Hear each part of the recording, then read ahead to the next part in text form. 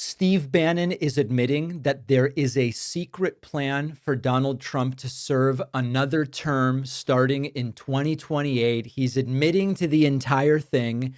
And I think what's important here is that we have to consider the ideology that underplays this, even if you believe, as I wonder, if Trump has completely given up even on the idea of 2028, which he sort of seems to have. Listen to what Bannon said. This is not a brand new video. It's from a few weeks ago. Listen to what Steve Bannon said about what they're scheming and crafting for 2028. Well, he's going to get a third term. So Trump 28, Trump is going to be president in 28, and people just ought to get accommodated with that. So what about the 22nd Amendment? There's many different alternatives. At the appropriate time, we'll lay out what the plan is, but there's a plan, and President Trump will be the president in 28. We had longer odds in 16 and longer odds in 24 than we got in 28. And President Trump will be the president of the United States, and the country needs him to be president of the United States. We have to finish what we started.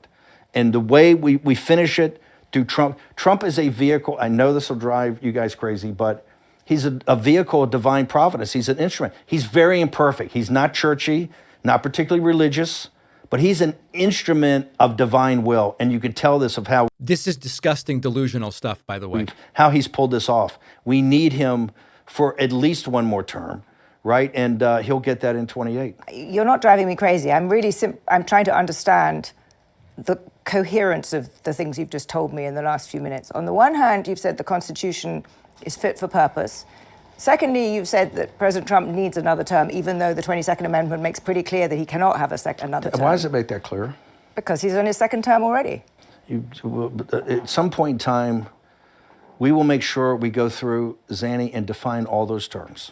Okay? So the idea of defining those terms means there might be some way in which Bannon believes it could be argued Trump hasn't really served two terms. We don't know. Is it going to be semantic? But the idea here is Bannon has a plan. But even if you find a way to undermine you will be undermining the spirit of that amendment, even if you find some way around it. And to those Can the American people, if the American people, with the mechanisms we have, put Trump back in office, are the American people tearing up the Constitution? Would that be tearing up? Well, would the American people be going against the spirit? All right, so listen, he goes on a little bit further, but you get the idea. Bannon is doing three things here. Number one, normalizing the idea of a third term by continuing to talk about it. You keep talking about it. By the time, if and when Republicans start pushing for it somehow, it'll feel less shocking. It would be unthinkable. Well, it would be controversial. Well, maybe there is some way, and then, we expect Trump to try for a third term, and maybe we're going to be less viscerally opposed to it. Two, Bannon's testing the base. How do you measure loyalty? Well, you say something like this: we're going to get him a third term, and you look who cheers, who hesitates, who attacks, who promotes it. If the reaction is strong enough, in a positive sense, you can escalate the rhetoric, and then you can escalate the actions. And then three, it is just more of this kind of soft launching authoritarianism. It's already been decided. Just accept it. We've got a plan. We're going to redefine terms. We know how we're going to do it. You are conditioning people to think these rules don't really matter. They shouldn't matter. Don't worry about it. And so notice how he doesn't say how Trump gets the third term, but he says there's a plan. There will be an appropriate time to reveal it. We are going to redefine terms in order to explain how this is going to be possible. This is the language of people who know the plan isn't legal. If it was legal, they wouldn't need a plan. They wouldn't need to redefine terms. If it were constitutional, if it were democratic, they wouldn't need to be doing these things. Everyone is talking about Steve Bannon saying Trump will be president in 28. But there's another point they're missing from this, which is that there is also a trial balloon here for treason and civil war, seizing institutions, conditioning their base to see violence and institutional takeover as a patriotic thing. Here's a little more from this interview. You use the word war a lot. If you really think there is a risk of civil war and the situation is as bad as you are saying, don't you have a responsibility as someone who sees this and who's a student of history and has seen what has happened in history to calm things down? Not to calm things down at all, to warn people. Do you think if we calm things down, they're going to stop? What planet are you living on? This is my problem with this whole concept of liberal debate. We're in a revolutionary time, both technologically, geopolitically, right? Financially. We must go to the ramparts. Because if you're just passive and docile and just flick the channel and watch the National Football League and go to Taylor Swift concerts, it's over. This is the fourth turning. The strength of the populist nationalist MAGA movement in this country is we're anti-fragile. We're resilient. You can give us your best shot. You can put us in prison. You can take our credit cards away. You can debank us. You can deplatform us. You can have all the tech stuff that happened. We can't be beaten if we don't quit. And if that takes hot rhetoric, you ain't seen nothing yet, because we're now getting into the middle of this fight, and we're never gonna kowtow to these people. We're never gonna get on our knees to these people. We're never gonna apologize. We're never gonna say we're sorry.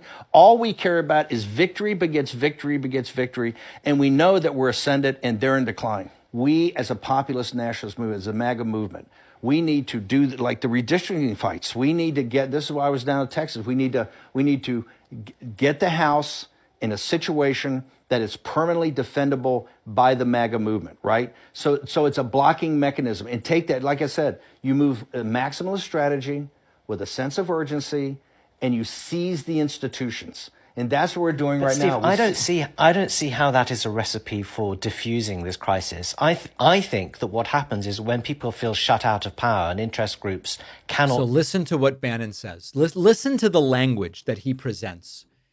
This is about ending the independence of courts. This is about, when he says seize the institutions, this is Project 2025. This is sort of what they've tried and to some degree started to do.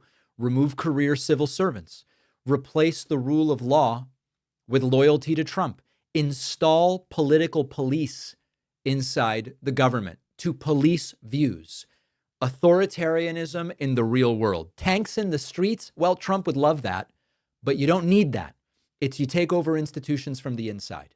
Do I really think Trump's going to serve a third term? I don't. Do I think they're going to come up with something and they will push authoritarianism to limits we've never seen before? Yes, I do. And Bannon at least seems to have a plan. Many VPNs claim they don't track you. Only one can prove it, and that's our sponsor, Private Internet Access. Private Internet Access is the only VPN with multiple real-world court cases showing that when law enforcement requests user logs, they don't have them because they don't log anything. Their software is open source. Anyone can inspect the code and confirm that. There's transparency that you do not normally see in the VPN industry. You can use one account on unlimited devices, phone, laptop, tablet, even your router. Works with Netflix and YouTube and streaming services worldwide. It is like a secure tunnel between you and the internet that nobody can see into. I've been using PIA for years. It's one of the few privacy or security tools I truly trust. Get 83% off, just $203 a month, plus 4 extra months free at piavpn.com/Pakman. The link is in the description.